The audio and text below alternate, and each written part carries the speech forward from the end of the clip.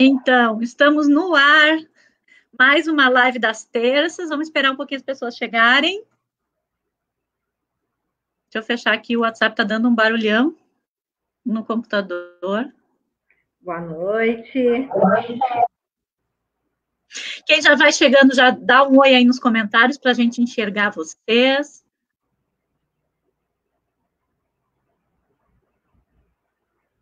Esperamos que não falte luz de novo, né? Faltou luz antes e falta luz na internet, aí não consigo mais fazer nada. Ó, já tem uma pessoa, Ana Paula, querida. Oi, Ana. Linda, a mais linda, né? A Ana Paula. Perfeita.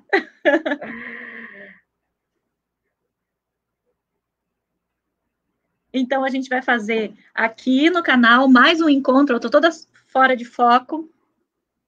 Deixa eu boto uma luz um pouco melhor em mim. Mais uma live das terças-feiras com uma outra proposta, né? A conversa de casa, que é trazer gente aqui de Novo Hamburgo, que trabalha em Novo Hamburgo, que pensa a nossa educação pública na nossa cidade para compartilhar suas coisas, seus trabalhos, seus projetos, suas ideias. Né? Na semana passada, a gente teve o Luiz Balon, né? Uma conversa maravilhosa. Adoro! Sim, uma conversa sobre direitos humanos, sobre essa possibilidade de falar dos assuntos do mundo com as crianças. Né? Não existem assuntos que são tabu, né? Porque a vida dela não é tabu, a gente tem que conversar com as crianças os fatos da vida. Né? Oi para a Yara, para o Patrick, Ana Paula já dei, já são 7 pessoas aqui nos assistindo, Fernanda. Não sei se mais gente. Não sei se mais gente está sem internet. Ó, o Luiz Balon já apareceu. Que dupla! Oba! Oi, Luiz! Adoro, sou fã do Luiz. Então, a gente vai começar. Eu vou começar, então, pedindo para a Fernanda se apresentar um pouquinho para quem está assistindo. Eu acho que muita gente já conhece a Fernanda, mas a gente imagina que, além das pessoas de Novo Hamburgo, além das pessoas que já nos conhecem, tem outras pessoas que vão entrando na live e que gostariam de saber quem é a Fernanda Oliveira. Boa noite, então, a todos. Eu me sinto muito honrada em estar dividindo essa tela contigo, né, Joyce? Esse espaço que, para além dos muros da Dolfina, tu é uma referência, né, a nível nacional em relação à educação. Então, poder partilhar daquilo que, um pouco do que eu tenho vivido e refletido, né, vivenciado, muito a partir também do espaço onde eu tenho me gerado, né, me formado como profissional, que também é o espaço que tu partilha, né, que é a Dolfina. Então, eu estou muito honrada de poder estar contigo aqui nessa live, ainda mais depois daquele encontro com o Luiz na semana passada, que foi incrível. Eu me chamo Fernanda Oliveira, eu sou pedagoga, sou professora da rede municipal de Novo Hamburgo há 9 anos, mas professora já de formação a nível magistério há 21 anos.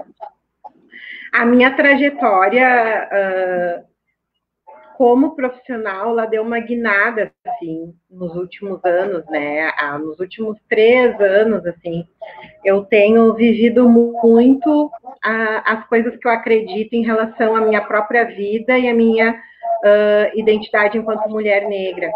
Então, tudo que eu tenho feito nos últimos anos em relação à educação, ele também intercruza essa reflexão a respeito da minha negritude, a respeito do espaço da mulher preta na escola, a respeito daquilo que as crianças negras têm vivenciado no espaço escolar.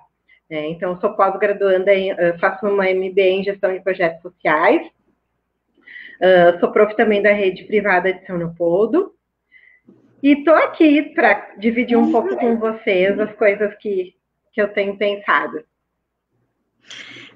É muito legal, realmente, a Fernanda faz essa referência à Dolfina, que é o lugar onde nós estamos nos construindo, né, que é uma escola que tem essa ideia, né, por parte das pessoas que trabalham lá, dos professores, que é compartilhando o que a gente sabe, e a gente vai, com certeza, saber mais. Isso é muito bom de compartilhar, é uma coisa muito feliz, né? Eu tenho certeza que a Adolfina é uma escola muito feliz. A Adolfina, eu acho que ela é uma incubadora, né, Joyce? Ela é uma categoria escolar, mas ela é uma incubadora, eu vejo assim. Ela é um lugar onde se gestam projetos, onde nascem sonhos, né? E a gente vê isso nas diferentes esferas, assim, dos atores sociais da escola. A gente vê os pais gerando projetos, a gente vê as crianças não querendo sair da escola, porque construíram, tem significado, a escola tem uma significância muito grande na vida delas, né? E quando os alunos voltam, como nas lives que tu já fez com eles, tu vê que eles levam a identidade da Adolfina junto, né? Porque eles também ajudaram a construir essa identidade. E os professores, todos nós, a gente tem uma liberdade de gestar os nossos projetos individuais, aprendendo muito também a partir dessa reflexão democrática, assim, do que é a escola. Então, eu vejo que muitos projetos nasceram e foram para outros caminhos, né? Não necessariamente ficaram dentro da Adolfina. E eu sou uma dessas pessoas, assim, que tenho gerado coisas e levado para fora da escola. Puxa vida, que legal. Com certeza, todo mundo da Adolfina está muito feliz com esse teu depoimento. E também, essa ideia, né, de dizer que a gente tem uma incubadora é uma ótima reflexão, é bem verdade, né? Porque às vezes os projetos começam pequenininhos e aí a gente vai cuidando deles, eles se tornam grandes ou eles se tornam outra coisa. Exatamente. Né? Ou só uma experiência, uma maneira de entender como fazer um projeto, como pensar em alguma coisa, e aí eles vão gerando outras coisas, isso é muito legal. Mas no início do ano, no período da pandemia, a gente fez uma formação lá na escola, né, quando nós estávamos fazendo essa formação contigo, que foi muito legal, acho que abriu os olhos de muita gente, abriu nossos olhos para pensar a educação étnico-racial dentro da nossa escola, porque a gente sempre acha que não é racista. Né? A gente acha que não é homofóbico, a gente acha que não é machista, a gente acha que não é, que não acontece com a gente. E muitas vezes o fato da gente não se perceber assim é o que dá o problema. É o fato da gente não se olhar nas nossas ações e a gente, não é nada, não foi racismo isso, foi com a minha amiga, né? Foi uma brincadeira, não foi racismo. Então, eu queria que tu falasse um pouquinho, eu já vou dizer para as pessoas que a gente não combinou nada, a gente está aqui para falar, para conversar, né, Fernanda? A gente está aí conversando, queria que vocês colocassem perguntas aí também, e queria que a Fernanda falasse um pouco da importância, não com as crianças, mas com os professores primeiro. Sim. Qual a importância de fazer essa discussão com os professores nas escolas? Bom, Joyce, eu penso assim, a escola, ela é um espaço social. Então, ela não está descolada daquilo que acontece na comunidade, daquilo que acontece no nosso país. Ela reflete, de uma forma micro, as situações sociais que a gente vive. E a escola, ela é um instrumento muito importante de manutenção do sistema racista, né? Infelizmente, o racismo, ele se perpetua ano após ano, muito em função das reproduções sociais que ocorrem dentro das escolas.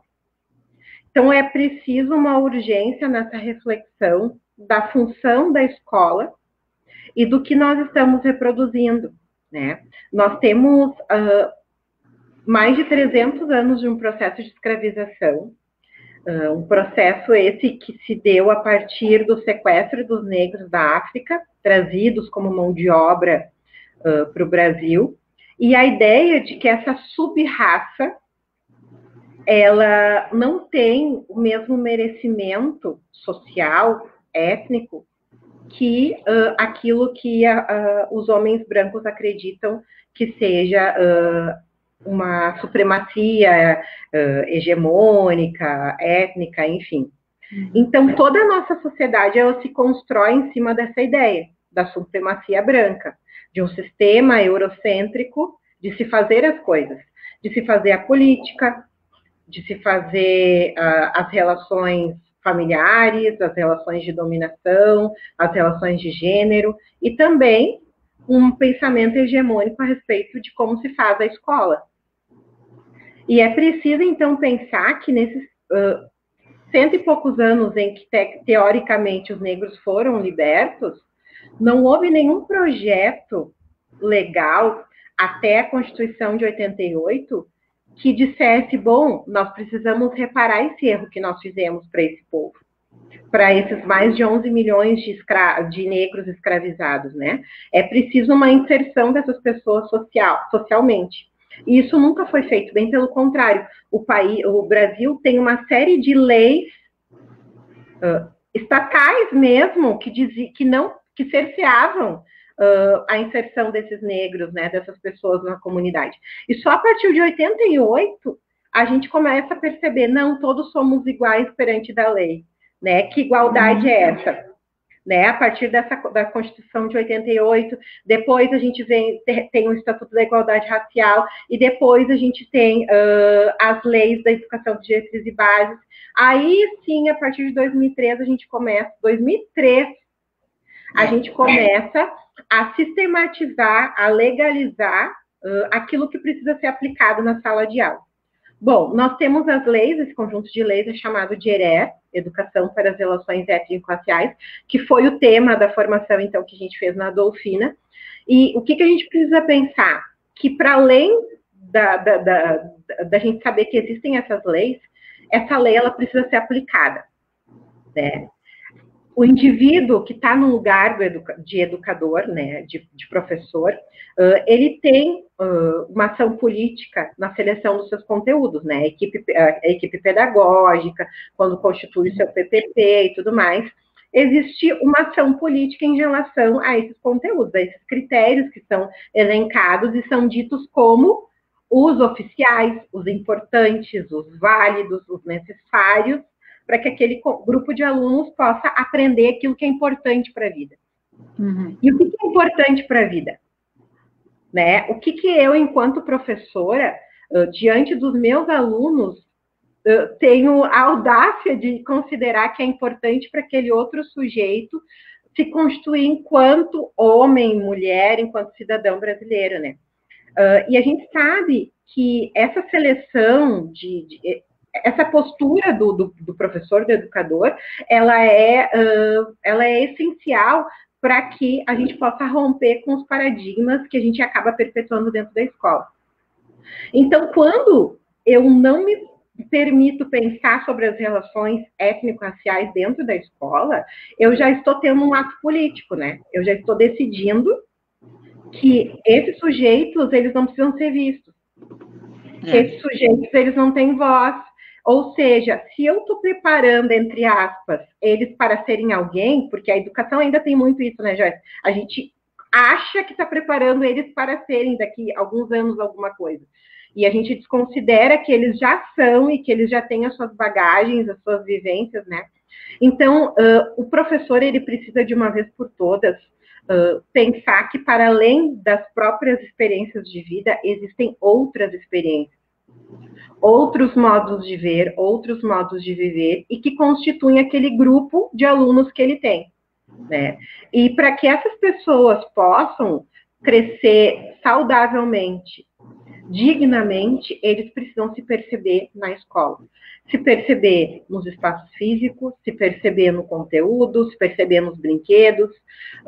O professor, ele precisa ter um compromisso com o outro, né? E à medida com que eu me comprometo com o outro, eu não deixo de viver as coisas que eu acredito, bem pelo contrário, eu amplio a minha capacidade, né? Eu me torno muito mais generoso, muito mais humano, a partir do momento que eu percebo que existem outras formas de aprender e que não é só pela via desse docente, né? Que é pela vivência daquela criança preta que cresceu num terreiro, ou aquela criança preta que está trazendo alguma outra forma de ver a vida que aprendeu na sua casa, por exemplo. Então, é muito importante que os educadores possam romper, né, com essas amarras que o sistema ele reproduz em nós. a nossa formação acadêmica, né, Joyce? Eu tive uma disciplina só na faculdade sobre esse tema, né? Então, em 5 anos, eu tive um semestre só para começar a pensar sobre isso. Então, se a gente não tem essa formação no magistério, se a gente não tem essa formação na graduação, onde essa formação vai acontecer? Né? A gente não pode, a gente precisa olhar daqui para frente, né? Se até hoje essa formação ela não ocorreu, o que a gente precisa fazer para que o nosso grupo de professores ele possa iniciar um projeto novo de escola, um projeto novo em que as pessoas sejam vistas, não que o conteúdo seja visto antes das pessoas, né? Não que os conceitos sejam vistos antes das pessoas, são as pessoas os atores principais desse lugar, né? Então, eu acredito que a gente precisa iniciar, né? Iniciar de alguma forma.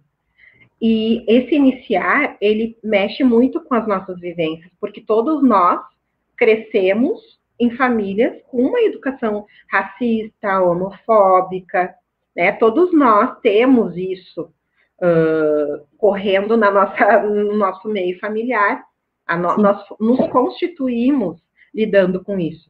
Então, a gente precisa se perceber. Se somos sujeitos brancos, eu, como educador branco, eu preciso perceber que existe um privilégio enquanto professor branco. Né?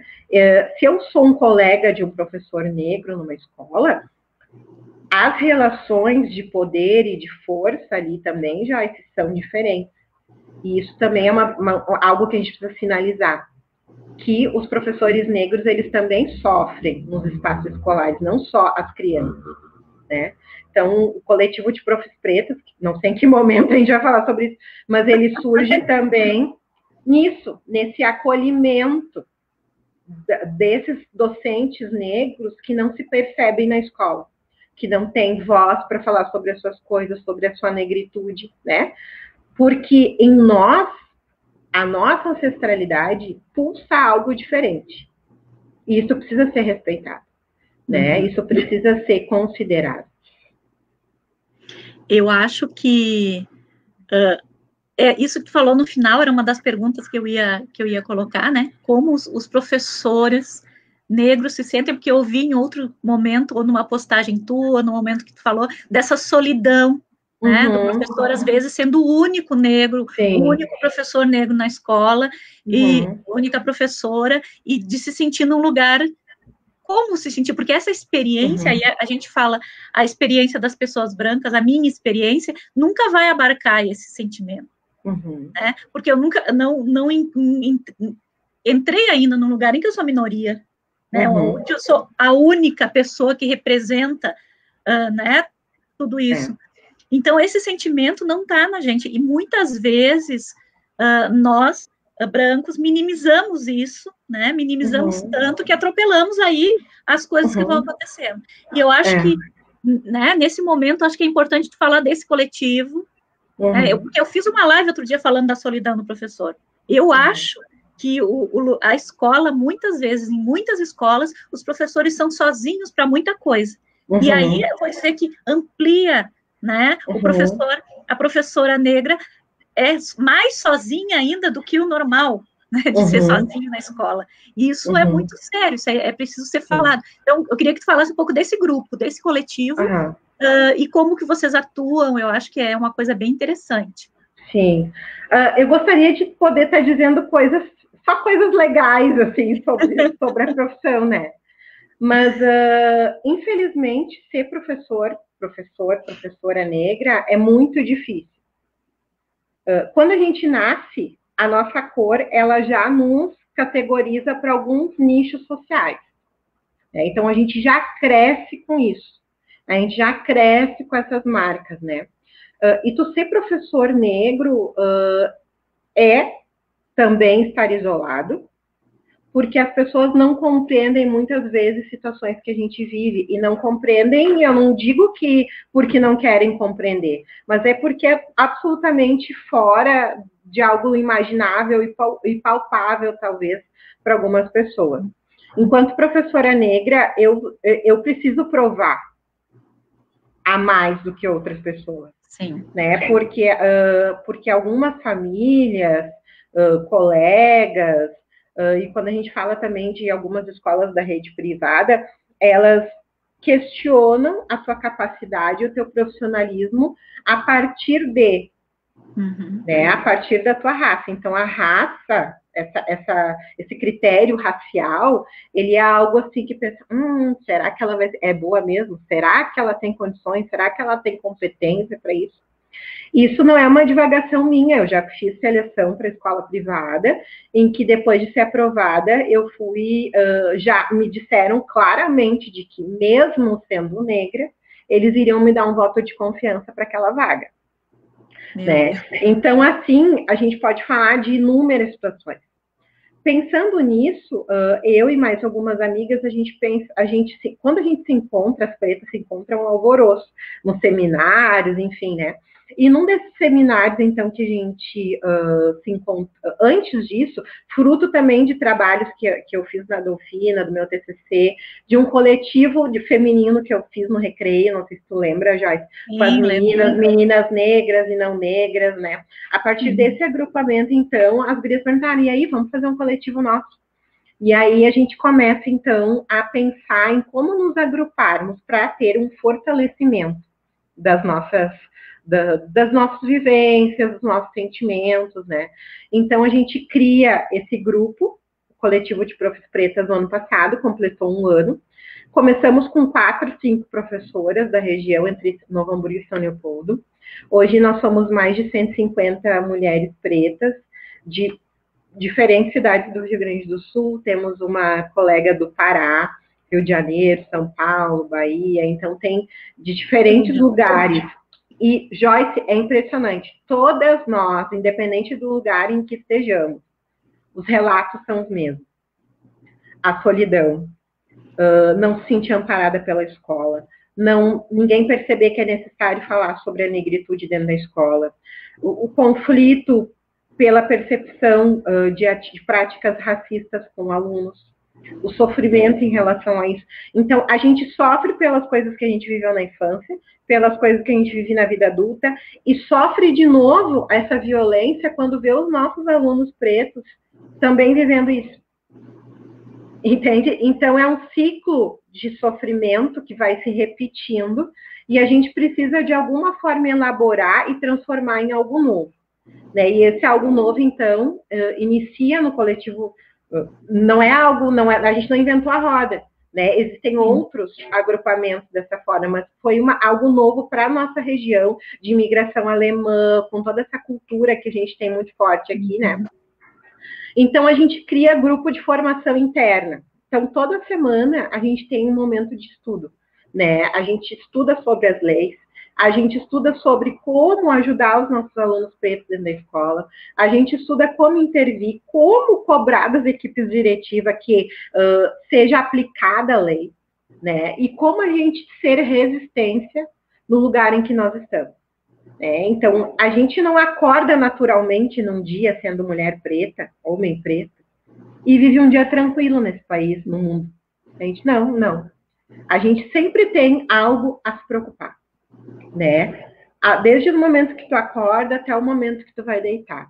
Então, é muito desgastante, muitas vezes, esse pensar sobre a educação, né? Porque passa por nós não só um sonho de um futuro melhor, mas junto a esse sonho tem a dor, tem aquilo que a gente passa diariamente na nossa pele, né? Por isso a relevância desse coletivo, a força que ele tem, e a gente vê os testemunhos das mulheres que se dizem assim: eu me descobri mulher negra, eu percebi que eu tenho um valor, que agora eu chego na minha escola e eu exijo, né? Eu quero ver brinquedos pretos nos espaços infantis, eu quero ver livros com personagens representativos na biblioteca, dentro da sala de aula. Então, a gente precisa empoderar esses profissionais para que eles saibam que a gente não está inferiorizado em relação aos outros colegas, né? Acho que essas sensações de estar sozinho, né? Como a gente falava, eu acho muito, muito valoroso esse grupo de vocês. Eu fico muito feliz quando eu vejo, né? As lives que vocês fazem, os encontros que vocês fazem, porque, como eu disse no início, é impossível sentir essa realidade, né? Porque né? A única vez que alguém me disse alguma coisa foi, por exemplo, assim, apesar de tu ser da esquerda, mas ser de esquerda é uma coisa que eu posso ser, como eu posso não ser, é da minha vontade ser de esquerda, né?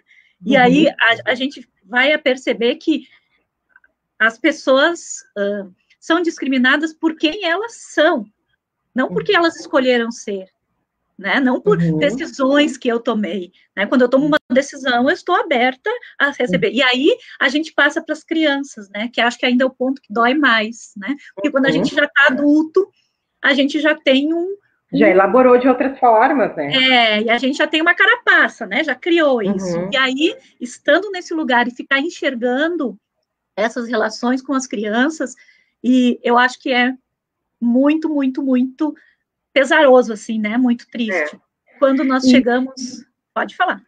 Não, e é uma audácia, assim, né? Se a gente for pensar, é uma audácia epistêmica, a gente querer pautar a nossa educação a partir só de um olhar, né, eurocêntrico, sendo que existe toda uma constituição milenar, né, de diferentes áreas do conhecimento construídas em solo africano.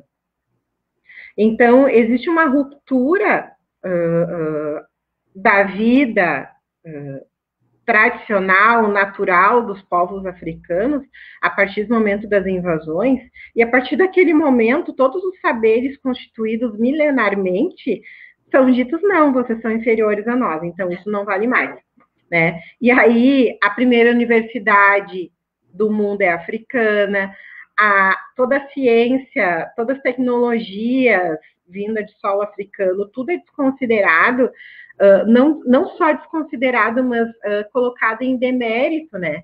Porque a gente vê uma escola que pauta os seus conhecimentos a partir só do eixo europeu.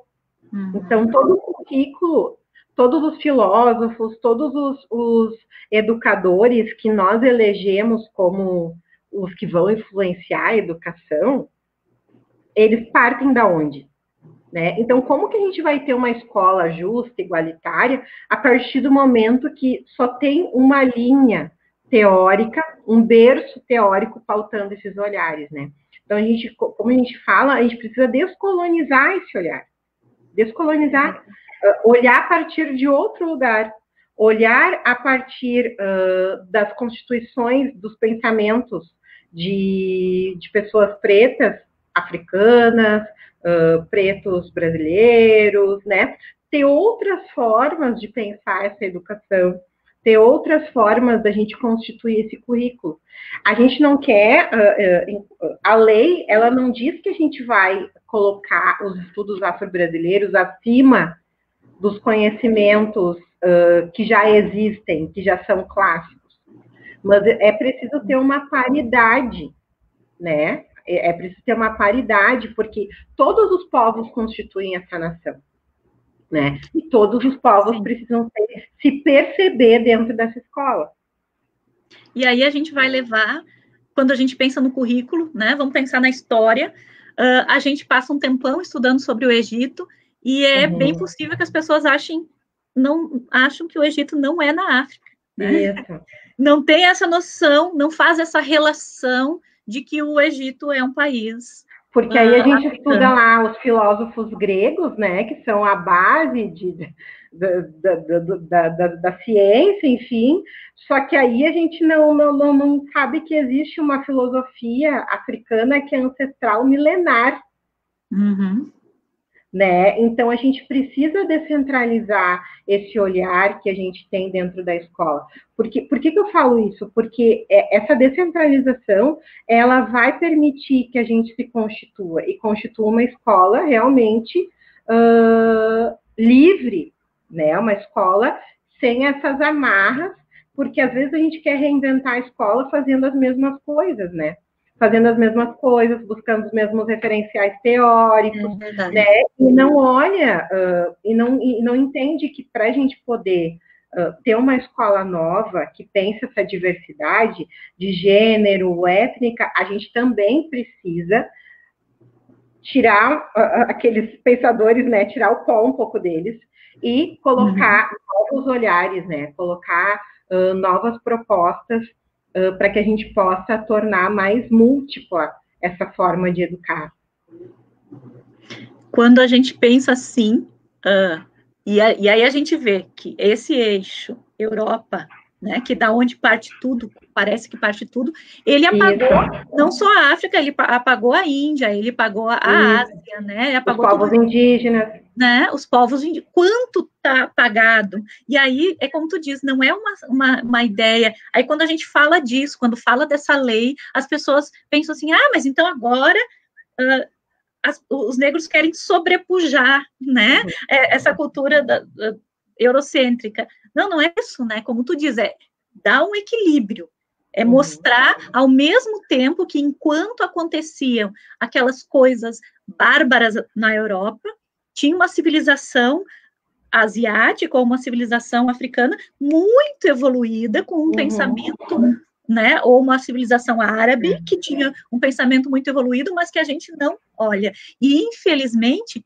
a gente que é um país colonizado, né, que não é um país, não está lá, né, a gente quer sempre achar que se aproximar da França, né, se aproximar da Inglaterra, a gente vai crescer Não, na verdade, a gente só vai crescer quando se aproximar de nós mesmos, né? De quem é esse país que tem mais da metade da população afrodescendente, que país é esse, né? Da onde que vem todo esse pensamento? E aí, na escola, a gente precisa permitir esses espaços, né? Como gestores, e aí eu falo para os coordenadores pedagógicos, principalmente, não significa só a gente dizer assim, tá, então tem a lei, quer dizer que uma semana na consciência negra ali, vocês vão falar tudo, né? E aí aí você já cumprir, não é cumprir um protocolo, né? É discutir o assunto mais a fundo, é olhar para as relações, as coisas que estão se estabelecendo nas relações. E assim, Joyce, eu não quero questionar o que eu acho que, por exemplo, a educação infantil tem um excelente trabalho aqui na nossa rede, mas existem outros referenciais que podem contribuir também com a educação infantil. O continente africano tem um eixo de valores civilizatórios que fala há milhares de anos sobre corporeidade, sobre musicalidade, sobre a relação com a natureza, sobre a relação com os orixás, com os elementos da natureza, sabe? Então, assim, a gente achar que a gente está construindo um espaço educativo infantil, por exemplo, baseada numa cultura que talvez seja tão distante da nossa, e a gente fica batendo pé, sabe? E não percebe a riqueza que está correndo no nosso próprio sangue. E talvez vai fazer muito mais sentido para aquela comunidade do que a gente sistematizar algumas técnicas e correntes que talvez não tenham tanto sentido para aquelas comunidades, né? Sabe, às vezes nem só não ter, porque existem coisas que a gente faz e que quando a gente vai buscar ações que a gente, né, ações que a gente faz, que a gente cria, que a gente experimenta, e depois a gente vai buscar referenciais teóricos, né? Outras pessoas estão falando sobre isso. Quando a gente busca esses referenciais, é que a gente apaga, né?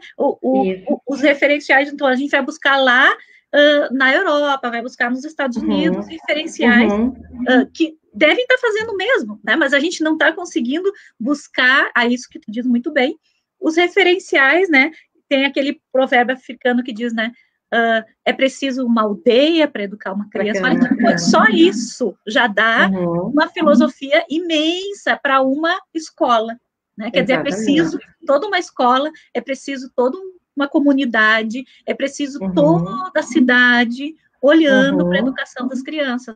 Mas isso, quando a gente pensa sobre isso, a gente vai buscar, como tu disse, referenciais brancos, né? Para validar isso, como se não fosse possível validar até com as questões indígenas, né?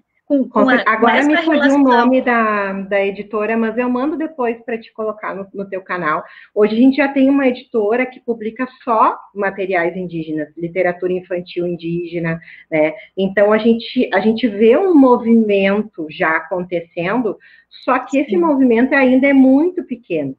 As pessoas que têm medo de perder os seus privilégios dizem assim, agora só vocês querem falar, querem trazer esse mimimi, querem trazer essa maneira, talvez, brusca de se impor socialmente. Mas quando nós podemos fazer isso? Quando a gente teve voz para fazer isso? Né? Quando a gente pôde se constituir enquanto pessoas que falam e são ouvidas? E são legitimadas, né? Então, a gente precisa perceber que na escola isso não vai vir por Plin aprendeu agora ser antirracista, né? Não, a coisa é construída, né?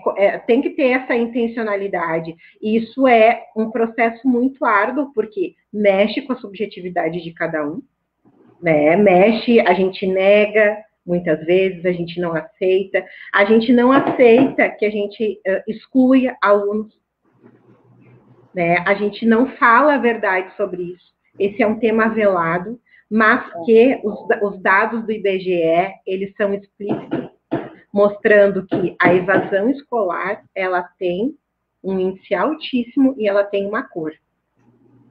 Né? Quem são os sujeitos, em sua maioria, que evadem a escola? E a evasão da escola não começa, né, Joyce? Você sabe muito bem disso no 8º ano, no 9º ano.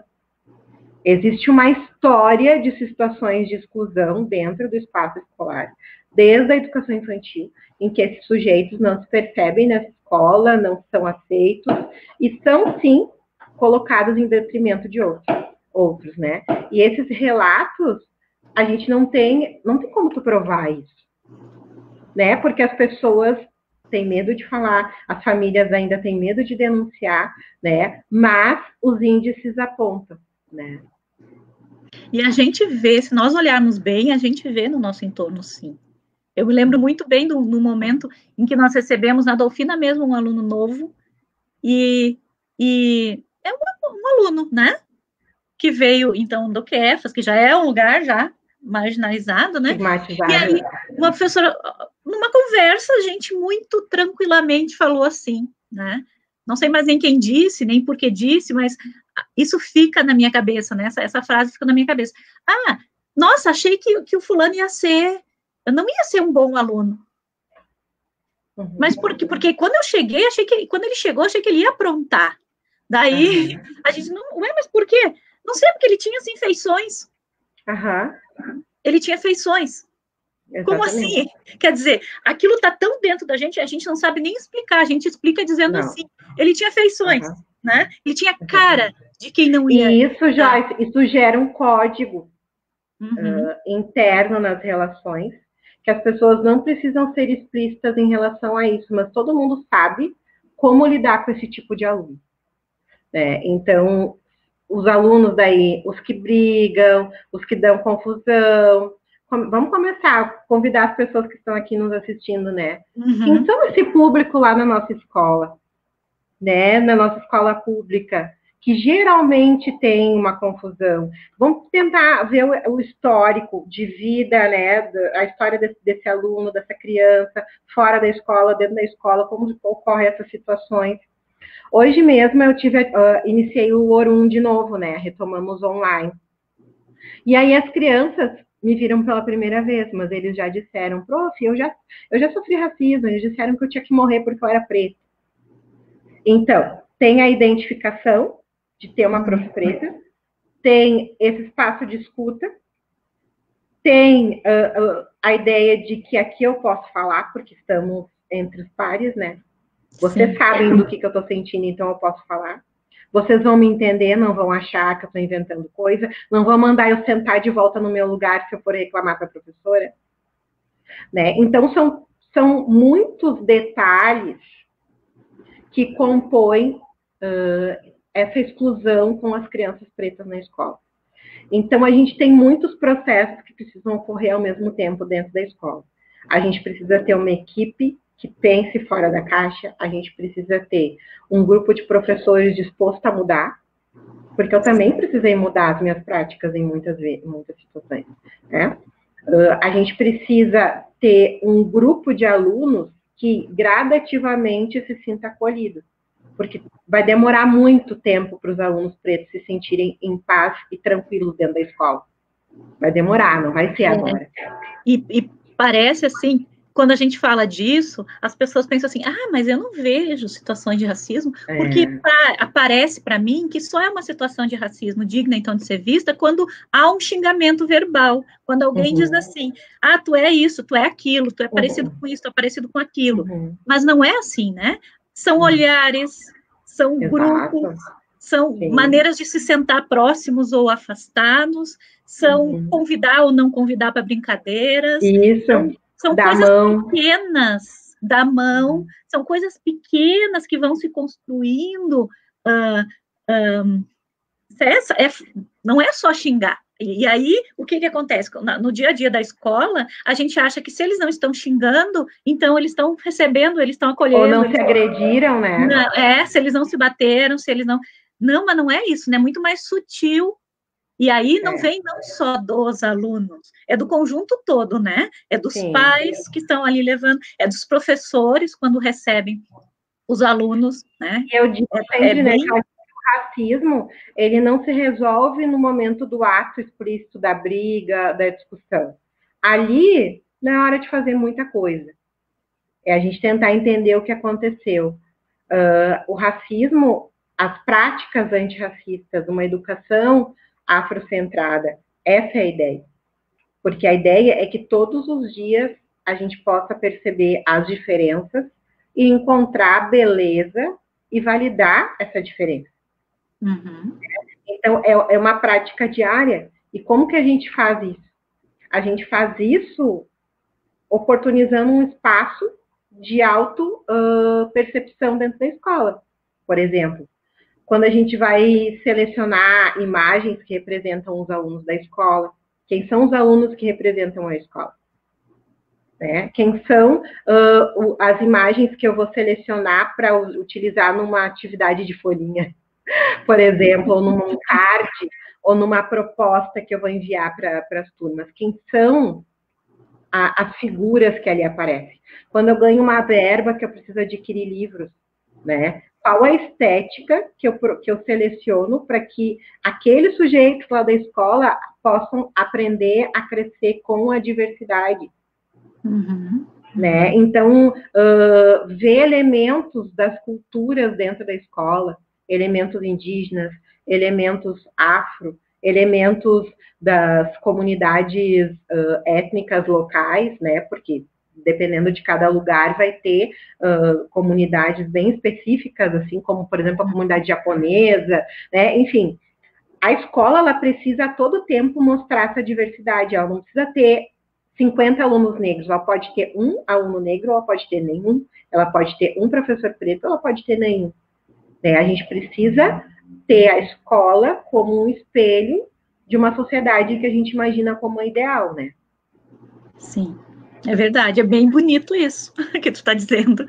A gente precisa que a escola seja espelho. E aí, o que a gente precisa entender também é que não é só nós, dentro da escola, nós temos o lugar da escola pública, principalmente, e a oportunidade de fazer esse espelho inverso, né? Como tu falou agora, não é a escola que tem que espelhar o entorno, mas a gente tem que construir uma coisa nova para que o entorno se espelhe na escola. Né, nas relações que a gente está construindo. E uma coisa muito importante que eu tenho falado várias vezes sobre essa escola pública da comunidade. O poder a gente tem e não percebe, né? A gente usa o tempo todo da escola para ensinar um conteúdo massificado, repetitivo, e acha que é isso que a gente está fazendo. Não quando a gente olha para essa escola da comunidade que tem. E ouve, né, Joyce? Isso, que tem essas gerações que passaram pela escola. Olha que coisa mais linda isso.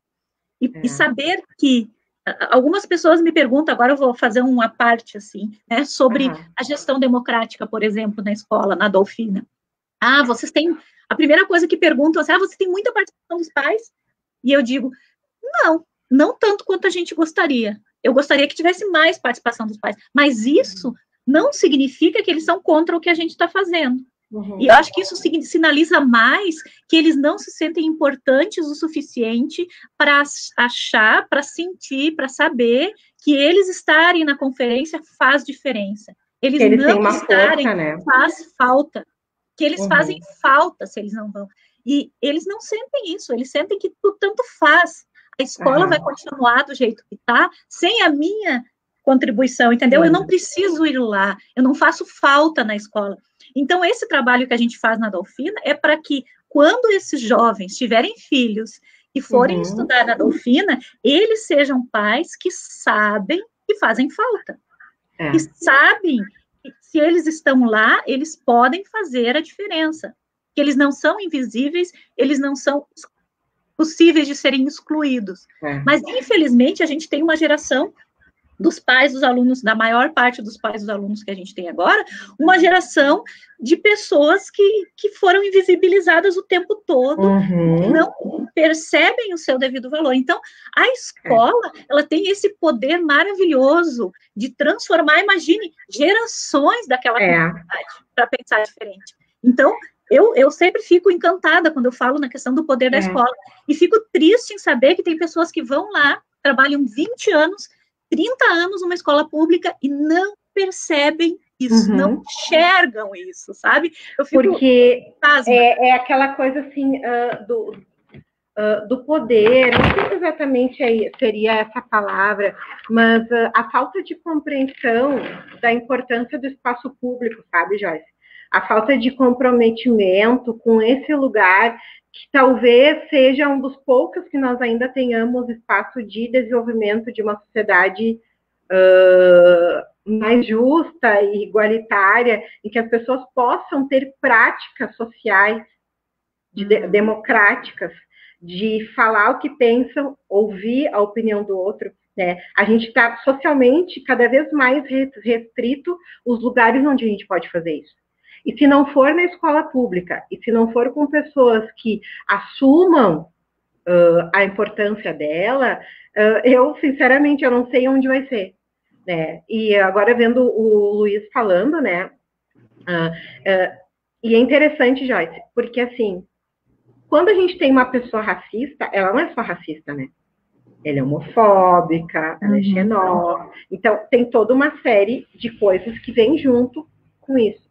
E a partir do momento que a gente abre a escola para um olhar se abre, outros olhares se abrem também. Quando a gente fez o trabalho com as meninas no recreio, elas falavam assim, prof, eu não venho com meu cabelo solto porque os meninos riem de mim, né? Do meu cabelo que fica armado. Então, a gente discutiu as questões étnicas, mas também falamos sobre as questões de gênero. E elas disseram, prof, os meninos são muito machistas. E aí a gente convidou, então, o Luiz para fazer um trabalho lá na Dolfina, com as alunas, com o projeto que ele fez. Então, assim, olha a beleza que tem quando um espaço, uma porta, um olhar para a diversidade se abre, outras coisas são possíveis fazer no mesmo espaço, né? E isso, claro, que assusta, porque tu não vai mais poder fazer do mais do mesmo, né? Tu precisa estar aberto para novas possibilidades, a escuta de outras pessoas que possam contribuir.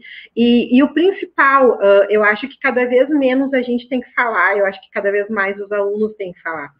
Né? Eu faço muitas formações com a Indiara Tainã, que a maioria de vocês deve conhecer, e ela, eu acho que tu deve convidar ela. E ela faz um trabalho, ela tem um olhar em relação à espiritualidade africana, né? E ela diz assim, bom, essas crianças que crescem dentro de terreiro de matriz africana, dentro da escola de samba, elas têm um jeito de aprender e de lidar com a vida diferente. Elas são crianças mais livres e que aprendem de outras formas.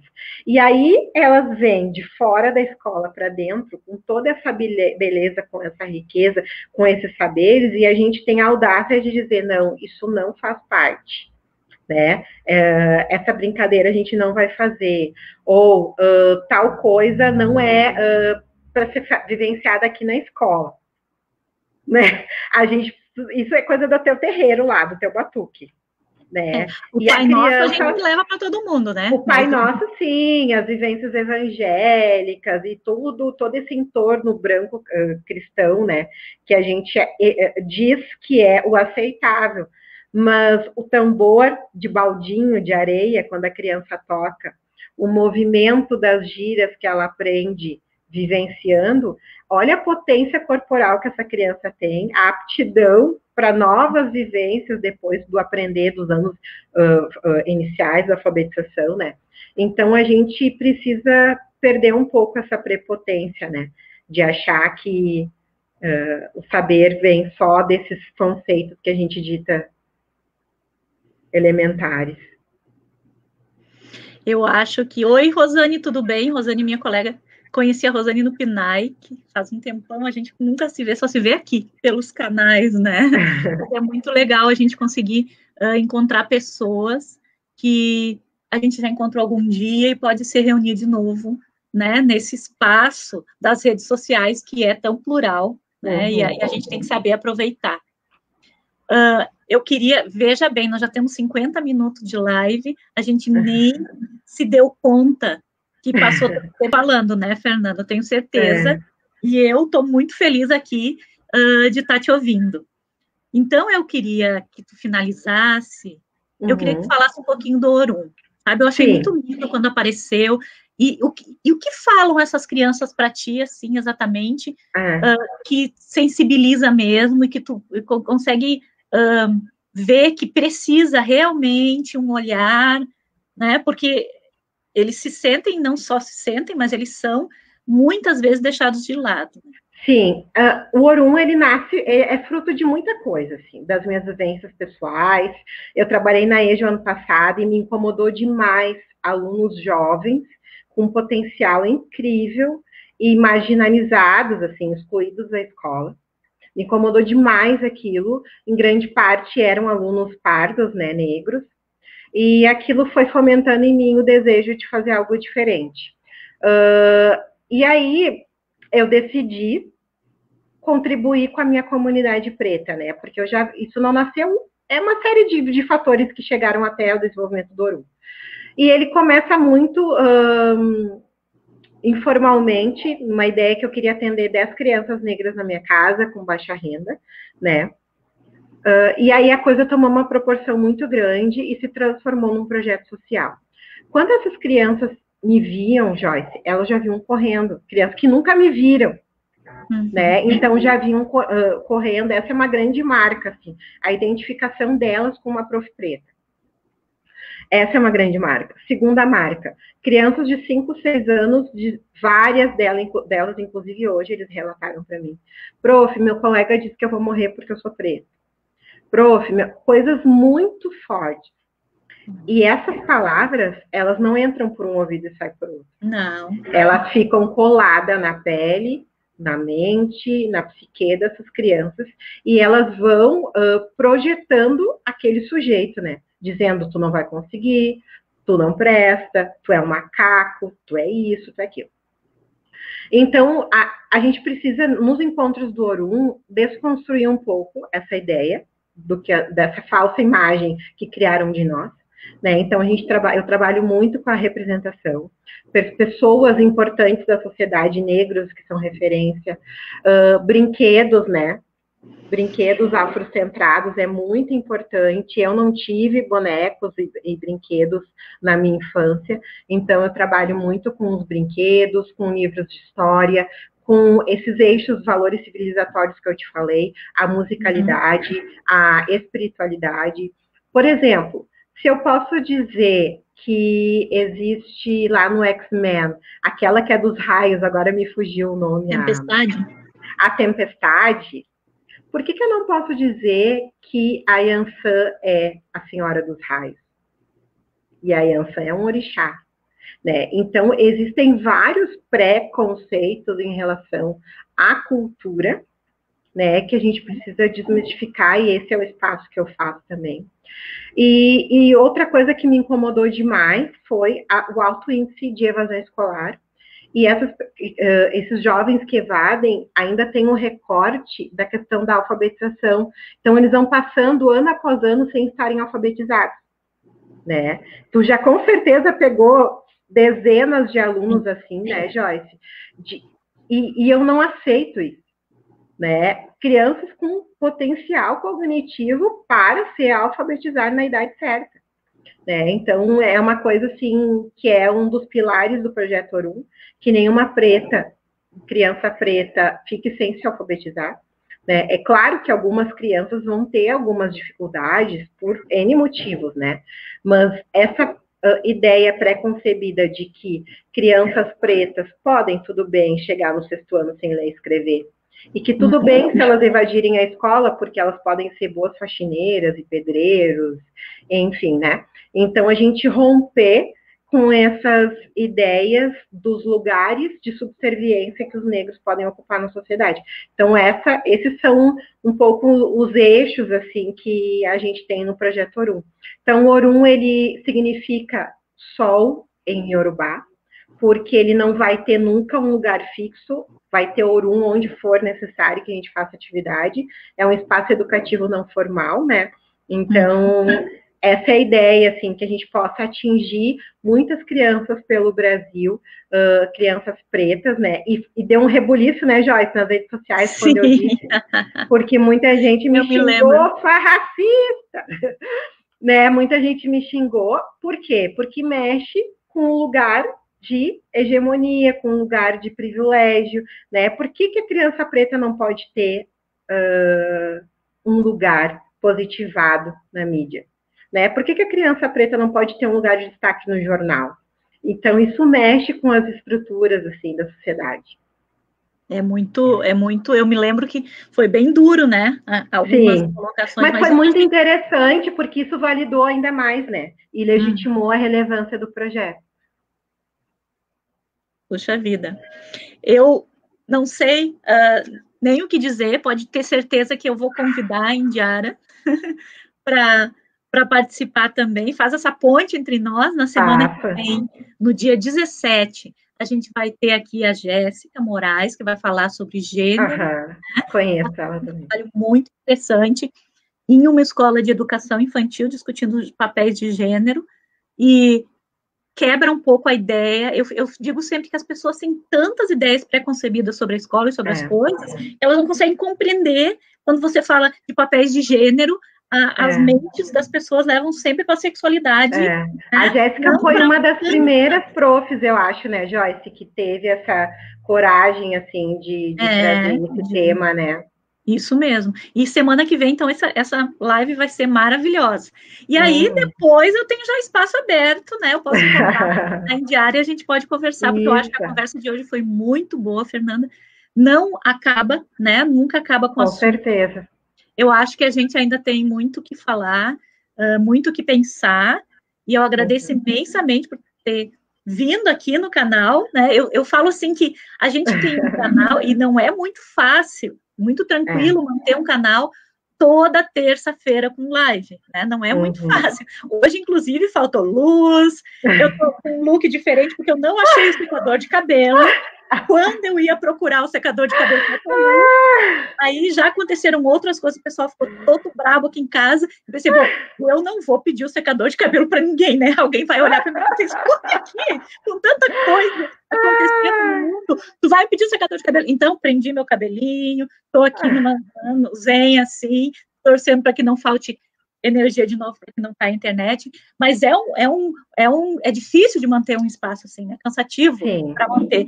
Mas eu acho que é importante não para mim, para minha visibilidade, mas é importante para o tema da escola pública, que é um tema que a gente tem que voltar sempre, que a gente não pode se afastar nunca. Né? Aí eu digo, como eu disse antes, acho que eu vou repetir isso. Muitos professores, professoras trabalham na escola pública anos, a sua carreira toda, e não conseguem compreender o que é realmente, porque realmente é importante a escola pública. Aí, quando alguém abre um negocinho de privatizar tudo, dar voucher para as crianças, eles acham, olha, a escola daí vai melhorar. Meu Deus do céu, não faz nenhum sentido, né? Nem dá para abrir esse tema. Mas, assim, Sim. a escola pública é um lugar, eu acho que é o que fundamenta a nação, é a ação das escolas. Escolas públicas, inclusivas e democráticas. Não qualquer escola pública, né? Exatamente. Escolas que se constituam inclusivas e democráticas. E que tenha coragem, né, Joyce? Uma escola pública em que as pessoas tenham coragem. É verdade. Mas, assim, eu não digo que eu quero uma escola pública de qualidade, porque eu não estou gostando de como essa palavra está soando para as pessoas. É claro que eu quero qualidade na escola pública, mas quando eu digo assim, eu quero uma escola pública de qualidade, parece que eu vou alinhar, que eu vou fazer a escola parecida com uma escola particular, em que se eu pegar aquilo que eles fazem na escola particular e botar na pública, ou seja, ter melhor equipamento, ter uns livros mais bonitos, eu vou conseguir transformar alguma coisa. E não é.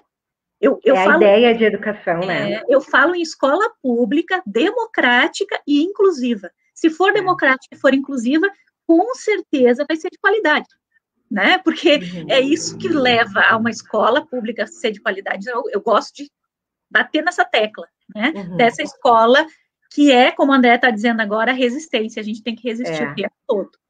Então, pode dizer um tchau. Obrigada, Joyce. Obrigada aos colegas. Adorei ver todos vocês. Um beijo. Então, gente. Obrigada, Joyce. Semana que vem a gente se encontra de novo, né? Em mais uma live das terças, com uma outra conversa de casa. Beijão para vocês que ficaram até agora. E beijo. Compartilhem esse vídeo com os amigos que não conseguiram ver. Que foi uma conversa muito, muito boa. Tchauzinho, então.